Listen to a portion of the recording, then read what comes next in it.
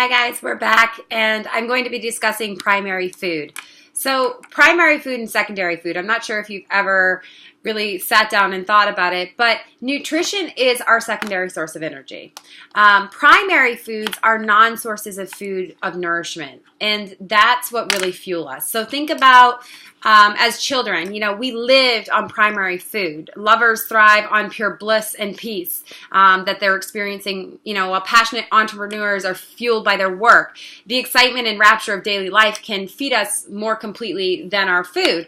So a lot of times what happens is if we have an imbalance in our primary food, we're actually using nutrition to fill us up, and it's trying to fill a void that you cannot fill with sugar, that you cannot fill with carbohydrates. So imagine children playing outside with their friends, and at dinner time their mother calls them to come in and said, time to eat, and they're like, no mom, I'm not hungry yet. And at the table, the mother dutifully ensures that the children leave no morsel behind, but the children reluctantly force down the minimum requirement, and they're eager to get outside, go play with their friends. So at the end of the day, they return exhausted and satisfied, and they quickly fall asleep without ever thinking about food.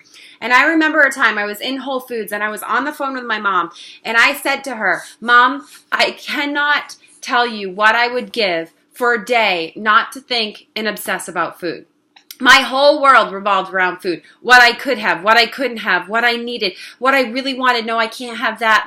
I just wanted to forget about food. But the problem was I had much deeper issues and voids that I needed to fill that could never be filled with food. So what I want you to look at is there's four main primary foods, and that's career, relationships, physical activity, and spirituality. And the more primary food we give ourselves, the less we depend on secondary food. So on the contrary, the more that we fill ourselves with secondary food, the less space we leave for primary food, which is our true source of nourishment.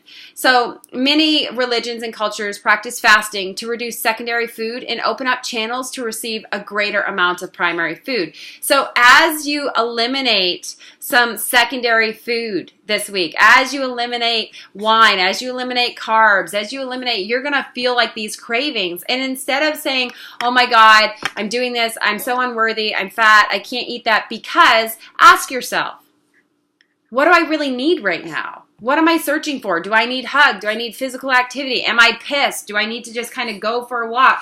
Am I feeling lonely? Do I need to meditate? Do I need to connect with a friend? So take some quality time this week to balance, to explore your personal balance between primary food and secondary food, and which area could use some attention. So again, that's career, relationships, physical activity, and spirituality. And when I say spirituality, I'm not talking always about going to church. Sometimes it's meditation. It's silencing your inner mind. It's finding inspirational book that you can read. Something that lets you know that everything is working for your greater good and that you're not in control of all this. We're brought together for a very unique and divine purpose. So take some time this week and explore the balance between primary and secondary food. And I'd love to hear what you came up with sharing on our Facebook page. All right, have a good weekend.